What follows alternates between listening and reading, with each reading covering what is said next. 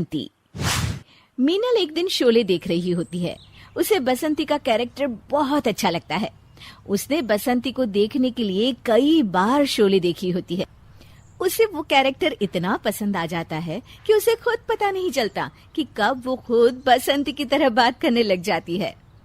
एक दिन उसका पति संजय उससे कहता है, मीनल, मेरी घड़ी कहाँ रखी है? टेबल पर ही तो रखी थी, मिल नहीं रही। अब मैं बोलूंगी तो बोलोगे कि बोलती है, क्योंकि देखने वाली बात ये है कि जब घड़ी घर में है ही नहीं तो टेबल पर रखी होगी कैसे? क्योंकि अगर रखी नहीं होगी तो मिलेगी कैसे? अरे क्या बोल रही हो मिनल, साफ साफ बोलो ना। क्योंकि मुझे ज्यादा बोलने की आदत तो है नहीं, पर अगर आप पूछ ही रहे हैं तो मैं बता देती हूँ कि आपकी घड़ी हो गई थी बंद। तो आपने कहा था कि दुकान में दे आओ बनवाने को। अब दे आए हो तो चूंकि आपको याद ही नहीं है।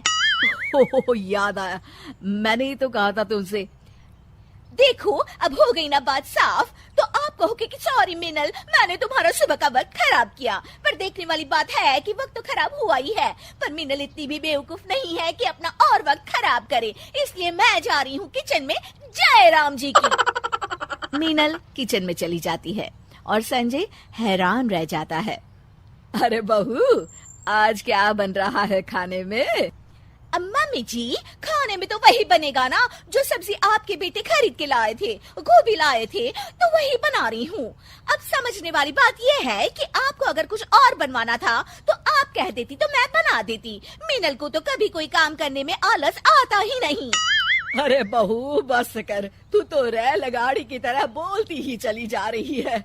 मम्मी जी, वैसे तो मेरी आदत ज्यादा बकबक करने की है नहीं। वो तो आपने मुझसे पूछा कि क्या बना रही हो तो मैंने आपको बता दिया। आप नहीं पूछती तो मैं नहीं बताती, क्योंकि ये तो वही बात हो गई ना कि उल्टा चोर कोतवाल को डांटे। एक तो आप मुझसे पूछती हैं, फिर उल्टा मुझसे ही बोल रही हैं कि मैं कैसे रेलगाड़ी की तरह डर से बोली जा रही हूँ।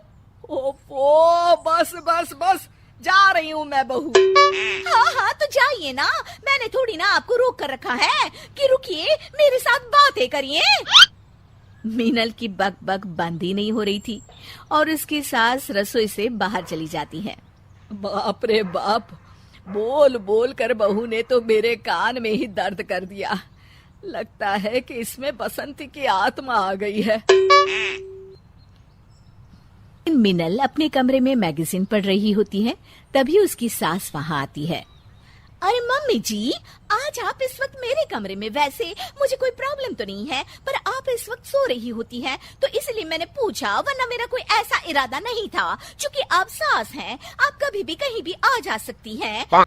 ओफो, बस भी कर बसंती, मेरा मतलब है मीनल, और मेरी बात ध्यान से सुन।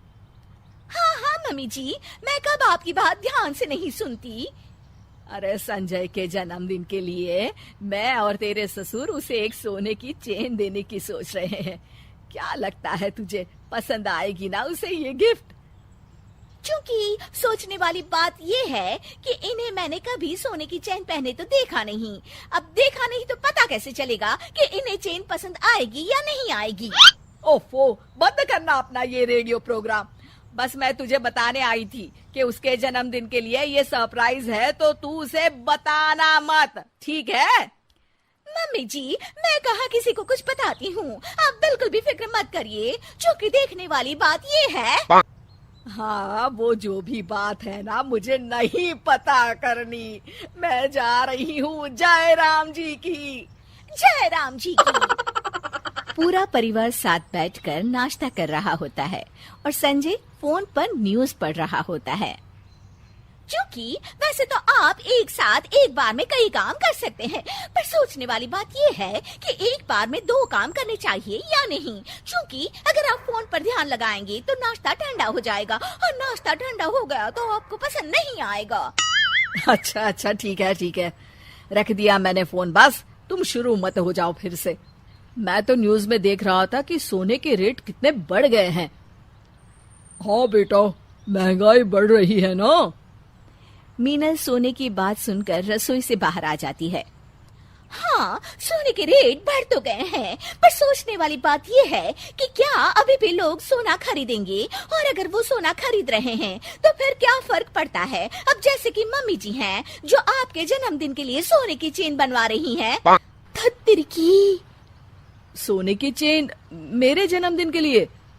सास और ससुर मीनल की तरफ देखकर अपना सर पकड़ लेते हैं। क्योंकि अब सोचने वाली बात यह है कि गलती तो मुझसे हुई है, तो माफी भी मांग ही लेती हूँ, पर सवाल ये उठता है कि माफी मिलेगी या नहीं। नहीं मिलेगी, नहीं मिलेगी, नहीं मिलेगी माफी। मीनल के बसंती बनने के चक्कर में हो गया बर्थडे सरप्राइज का सत्यानाश।